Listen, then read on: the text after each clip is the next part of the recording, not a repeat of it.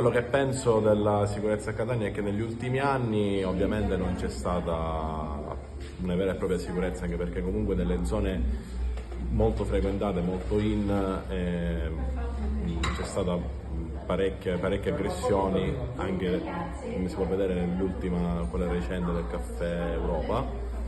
Quindi non c'è sicurezza, non c'è tranquillità anche da parte dei cittadini, perché comunque anche famiglie e bambini che frequentano comunque zone comunque popolate, piazze e altro, non si sentono più sicuri. La sicurezza la sera, proprio in questi giorni, è scarsissima.